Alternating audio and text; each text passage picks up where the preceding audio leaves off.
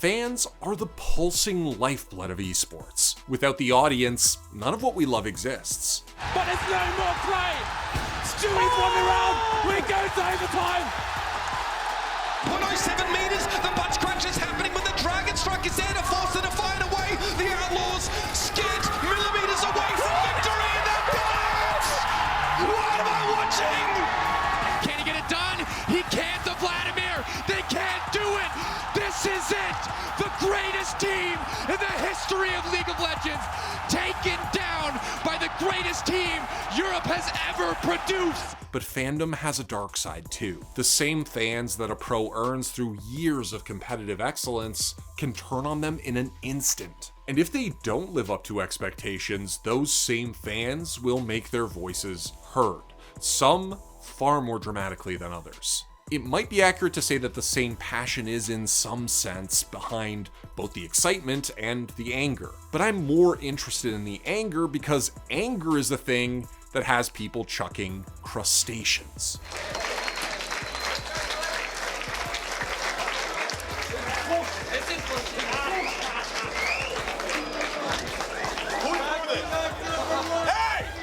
Hey!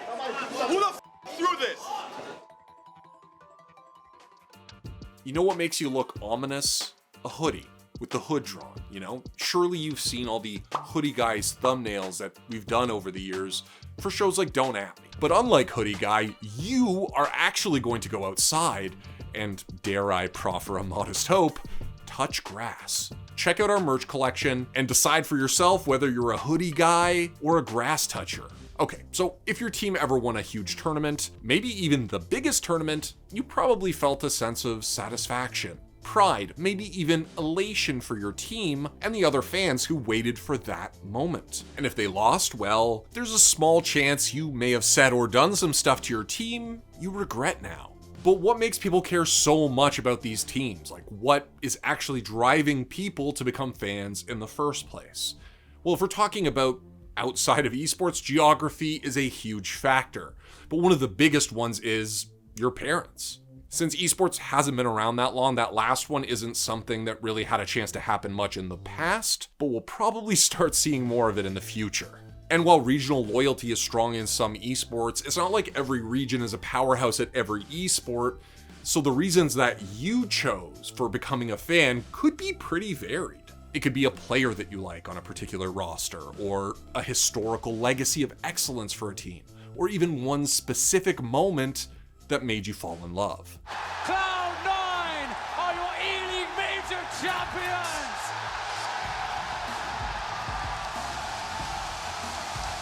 Being a fan means investing some of your emotions in your favorite's success, but that success is never guaranteed. You might remember when Ice Cube mentioned the Lakers beat the Supersonics as part of his iconic track, "It Was a Good Day." We can debate whether that was a minor point in an otherwise stacked day, a critical part of it, or just a solid effort to rhyme with chronic. The point is, it made his day better. But your team can't win all the time, so what happens when the situation goes bad?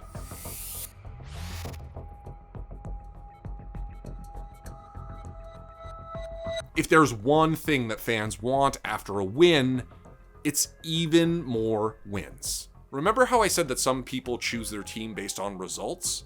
Well, it's no surprise then that for those teams, winning becomes a kind of identity. I think of our brand specifically as a global brand that is trying to compete internationally. When we win NALCS, I'm happy for the players that joined it and they're able to find success there, but it's more or less an expectation, right? And I'm not trying to say that to like trash talk. It's just that we've been here for so long. Yeah, our standard is high, and the players that join, they understand that it's high, and the expectations of our fans are high too. They want us to compete at the world stage. But for esports teams, winning can't be the only thing. Sure, they get a cut of prize winnings in most cases, but it isn't a very reliable or even realistic long-term financial strategy, like even for the more successful orgs. So all orgs have to strike a balance between performance and, well, everything else. How the money is spent, what other things the org creates, and so forth. Now, T1 fans saw their team lift the Summoners Cup 3 times when the organization was still called SK Telecom. But eventually the wins stopped coming, and in late 2020 some rumors about the team's coaching direction leaked, which caused frustration to boil over. For example, a group of T1 fans collaborated to pay for a truck that circled the SKT tower with a number of messages, and the whole situation made headlines. The truck read, quote, "We, the T1 fans, demand a clear and detailed explanation from top management," end quote. These people really were not happy. And it didn't stop there. Fans also sent bouquets of flowers mourning the death of T1's League of Legends team. Now I want to be clear, none of these messages are like illegal or anything. If anything, they were pretty polite and tame, at least in the translated version. But the most interesting one for me is the very first one. A team has no future without its fans. Because notice what these messages don't explicitly point out: the losing. In fact, I think you could argue that this list of issues is a little bit tangential to the actual problem, because of course, winning would solve most of these. LS is only a controversial coach if he can't help the team win games, which was their contention. Players shouldn't be doing commercials in the middle of the season, unless of course they could still win while doing so, in which case, well, this whole situation probably doesn't happen. In fact, I find it very interesting that this list fails to mention results directly at all, and when it does so, it's mostly in very vague terms. Now, there were some specific things that the fans took issue with. For example, a T1 branded vehicle caught using a barrier-free spot without the correct permit, as well as a lack of communication and maybe direction. Which, sure, these are valid complaints from fans about things that make their team look bad. But why are they so hesitant to ask for what they really want, the winning? Sure, it might be a little blatant or even vulgar to just come out and say it, but I think it might be something different. Maybe it's because SKT is presumed to be a team that will win. It just isn't like other teams in that respect. Yeah, this is how big SKT in Korea, and it feels quite different. Like, it made me proud myself, because I'm working on SKT, dude. So another dramatic gesture T1 fans made to express their disappointment was the funerary wreath we showed you earlier that mourned the death of SKT. While it's kind of macabre, it's also pretty clear that this is a lamentation and not a threat. And it's also an acknowledgement that winning is a core part of SKT's identity, and that failing to get there would mean that the team would face consequences from the fandom. Because that old SKT had something that T1 didn't seem to have in 2020, a future that looked bright. The team, of course, really did have a bright future. Faker and the kids nearly won Worlds 2022, but fell at the final hurdle. But to those fans watching the team thrash around before the glory, it was important to remind the org: without us, you have no future. Fan criticism isn't always so organized though. It can often feel less like a polite fan petition and more like a hostile mob. Anonymous fandom spaces like Twitter or Reddit can make criticism feel both immediate and massive in scale. And even if positive comments do outnumber the bad ones, those usually aren't the ones that stick in people's minds. And for some pro players, the criticism eventually just becomes too much. Olafmeister is still waiting. The patience game coming out. He can spot them coming out of Squeak Door as well. He's here. He sees them down there. Straight headshot. They have no idea. Smith's looking confused and dazed, and there's going to be a follow-up headshot. Olafmeister, you've got to be kidding me. Takes down Hiroshima as well. After the infamous Olaf boost incident, the backlash from the fans was severe enough that even after forfeiting the match, Fnatic had to address it. The moments right after the episode really hurt the players involved, but they pushed through. JW in particular went on to embrace the personal insults thrown his way and show that, honestly, he just didn't care. But not all pros can just shrug it off, and not all fan comments are worthy of that behavior. Sponge, for example, seemed to really struggle with fan comments during his time as a pro player. I definitely don't think we make excuses for ourselves, and we understand when we play bad, you know? We're the ones who get hundreds and hundreds and hundreds of people messaging us on Twitter like death threats and saying like, "F you for losing all my skins and shit." Like, we're the ones who sit there and we cop all of that. And I understand that casters and everything, they have to critique the players. That's their job. Like, I get it. But I just think like, yeah, I probably just overreacted. Sorry, everybody. As difficult as it is in this day and age, pros could just choose to stay away from the comment section and the stream chat as much as humanly possible. But as Sponge just pointed out, it doesn't always stop there. When Faker was benched in 2020, his org reportedly had to deal with online harassment and violent threats, leading to a public statement from T1 CEO Joe Marsh. Even LS's grandmother apparently received threats during this van situation I talked about earlier. No, I was in a call with LS.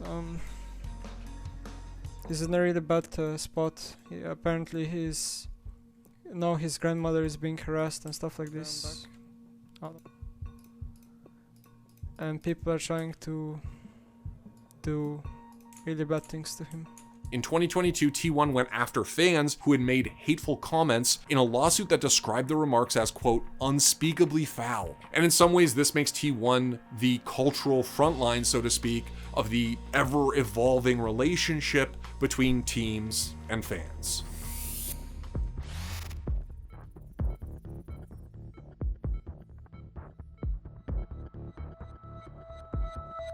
So the T1 example showed us how fans come together to advocate for themselves and how it can sometimes turn toxic when things like death threats start appearing.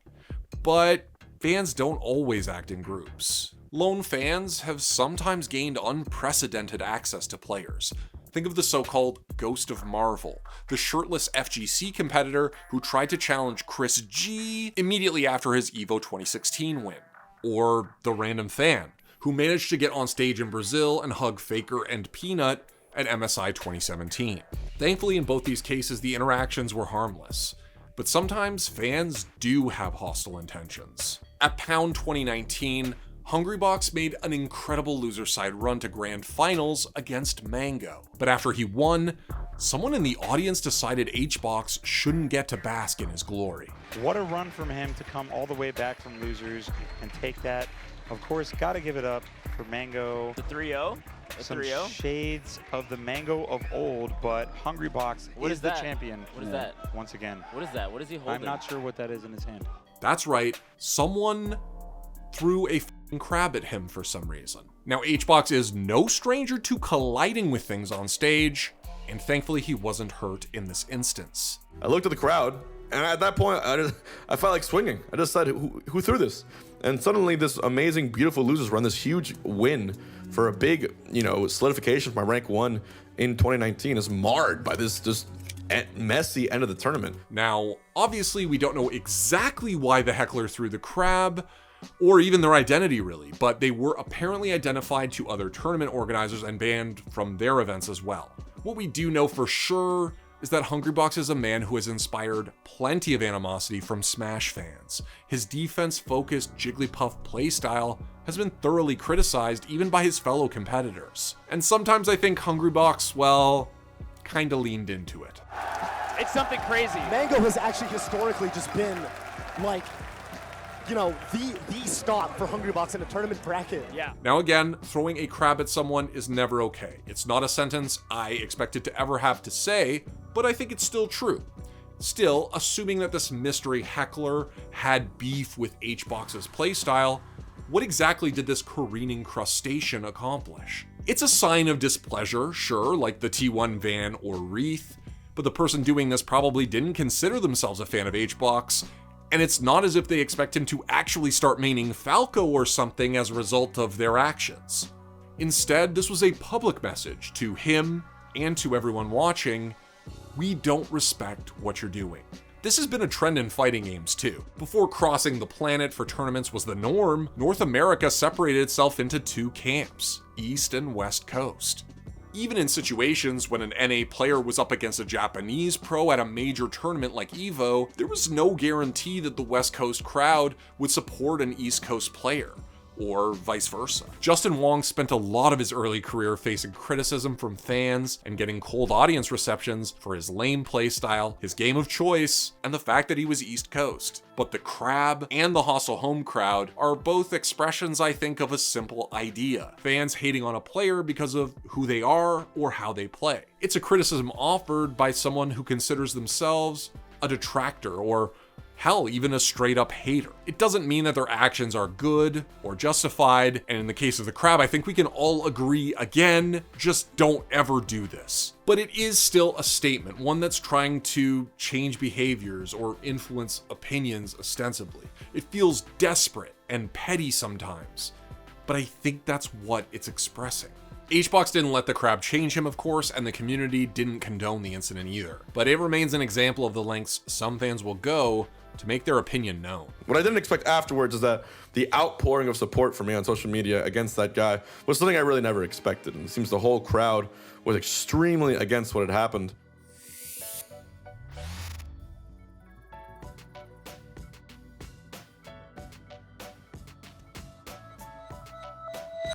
The ways that fans try to influence the outcome in esports from the outside will always be fascinating. And when their voices fall on deaf ears, or at least appear to, there will always be people who decide that their loyalty to their team means that they have to do more to change the outcome. These outbursts, petitions, and Reddit threads may be petty sometimes. They might even be ill-informed, simplistic, and unrealistic. But the driving force behind them is the same impulse, the same stuff that caused people to become fans in the first place. That doesn't excuse the outrageous things that some fans go on to do, and we need to take more steps to draw appropriate boundaries and protect the players who make this whole thing possible. Now, when the impulse that creates fans corrupts them instead, it sucks for everyone involved. It's not okay. But if it helps the reason they care so much, well, they're probably just hoping to eventually say, it was a good day. Thanks for watching. If you want more content like this, hit the sub button and ring the notification bell. For unique bite-sized videos you won't find anywhere else, hit us up on our Twitter, Instagram, Facebook, and TikTok.